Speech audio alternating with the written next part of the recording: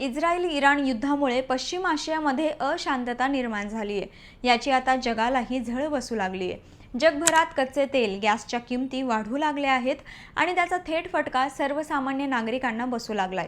याचा मोठा परिणाम जगातील शेअर बाजारावर व भारतीय शेअर बाजारावर झालाय। त्यामुळे गुंतवणूकदारांमध्ये चिंता निर्माण झाली आणि गुंतवणूकदारांनी विक्रीचा सपाटा लावला आहे। आतापर्यंत किती घसरण झाली आहे, गुंतवणूकदारांच्या किती कोटीच्या संपत्तीमध्ये घट झाली आहे, कोणते शेअर्स घसरले, चला हे सर्व आपण लेट्स अप मनीमध्ये लगेच पाहूयात। युद्ध सुरू होण्याच्या पूर्वीपासून अनेक कारणांमुळे शेअर बाजारात घसरण होत होती। युद्धानंतर गेल्या 8 दिवसात भारतीय शेअर बाजारातील गुंतवणूकदारांचे 31 लाख कोटींचे नुकसान झाले आहे। तर जानेवारीपासून विचार केला तर गुंतवणूकदारांच्या संपत्तीत किंवा शेअर्सच्या मूल्यात 47 लाख कोटींची घट झाली आहे।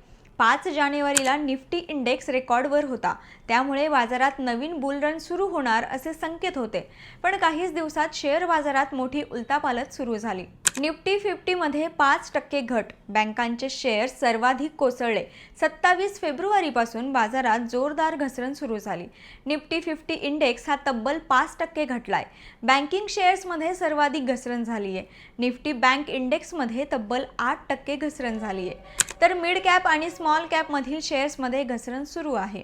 निफ्टी मिड कॅप 100 हा 5.5%, तर निफ्टी स्मॉल कॅप 100 हा 5.2% घसरला आहे। तर सार्वजनिक क्षेत्रातील बँकांच्या शेअर्समध्ये सर्वाधिक घसरण झाली आहे। सार्वजनिक क्षेत्रातील बँकांचा PSU बँक इंडेक्स 11% घटला आहे। त्या व्यतिरिक्त पर्यटन क्षेत्रात 9%, वाहन क्षेत्रातील शेअर्समध्ये 8% घसरण झाली आहे, तर रिअल्टी सेक्टरमध्ये 60% घसरण झाली आहे। एनर्जी आणि FMCG सेक्टरवर ही दबाव। एनर्जी आणि FMCG सेक्टर ही दबावात आहे। दोन्ही इंडेक्समध्ये 4% घसरण झाली आहे। IT सेक्टरमध्ये या आठवड्यात कमी पडझड झाली, कारण या सेक्टरमध्ये पूर्वीच घसरण झाली आहे। निफ्टी 50 मधील अनेक दिग्गज कंपन्यांचे शेअर्समध्ये मोठी घसरण झाली आहे। टाटा मोटर्स पॅसेंजर वाहनांचा शेअर 13% घसरलाय, तर इंडिगो विमान कंपनीचाही शेअर्स 13% घटला आहे। L&T कंपनीचा शेअर 11%, अल्ट्राटेक सिमेंट आणि टाटा स्टीलच्या शेअर्समध्ये 10% घट झाली। निफ्टी 500 मधील शेअर्समध्ये सर्वाधिक घसरण झाली। नेटवेब शेअर्स 20% पडला। JK टायर्स आणि फोर्स मोटरच्या शेअर्समध्ये 17% घसरण, तर पेट्रोनेट, LNG आणि MGLच्या शेअर्समध्ये 15% घट झाली आहे। या मिड कॅप शेअर्समध्ये घसरण। मिड कॅप शेअर्सच्या किमतीत मोठी घसरण होते। बँक ऑफ इंडियाचा शेअर्स 15% पडलाय। रेल्वे सेक्टरमधील RVNL शेअर्स 13% घटलाय। HPCL आणि युनियन बँकेचे शेअर्स 13%, तर ऑटो सेक्टरमधील अशोक लेलंड आणि सेल कंपनीचा शेअर्स 12% घसरला आहे। या व्यतिरिक्त डाबर, कोरोमंडल, IGL आणि फेडरल बँकेच्या शेअर्समध्ये सुमारे 10% घसरण झाली आहे। सोमवारी शेअर बाजारात मोठा भूकंप। सोमवारी मात्र शेअर बाजारात सर्वात मोठी घसरण झाली। BSE सेन्सेक्समध्ये 2229% घसरण झाली।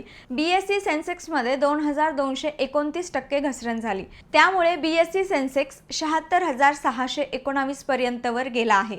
त्यानंतर दुपारी त्यात काही सुधारणा झाली, तर NSE निफ्टी 50 मध्ये 700 अंकांनी घसरण झाली। त्यामुळे निफ्टी इंडेक्स 23,736 पर्यंत खाली गेला। दुसऱ्या सत्रात निफ्टीमध्ये 400 अंकांनी सुधारणा होऊन निफ्टी 24,000वर आली। शेअर बाजार घसरण्यामागे अमेरिका, इस्रायल आणि इराण यांच्यातील युद्ध आहे। या युद्धामुळे कच्च्या तेलाच्या किमती वाढल्या आहेत, तसेच डॉलरच्या तुलनेत रुपया घसरत आहे। विदेशी गुंतवणूकदार बाजारातून बाहेर पडत असल्यामुळे शेअर बाजारात मोठी घसरण सुरू आहे। शेअर्स बाजारात घसरण झाल्यानंतर अनेक गुंतवणूकदार नव्याने शेअर्स खरेदी करतात, त्यावेळी कमी किमतीत शेअर्स मिळतात। सध्याची अस्थिर परिस्थिती पाहता शेअर बाजारात गुंतवणूक करण्यापूर्वी आर्थिक सल्लागाराकडून सल्ला घेऊनच गुंतवणूक केली पाहिजे। तर अशाच वेगवेगळ्या अपडेट्स जाणून घेण्यासाठी पाहत रहा लेट्स अप मराठी।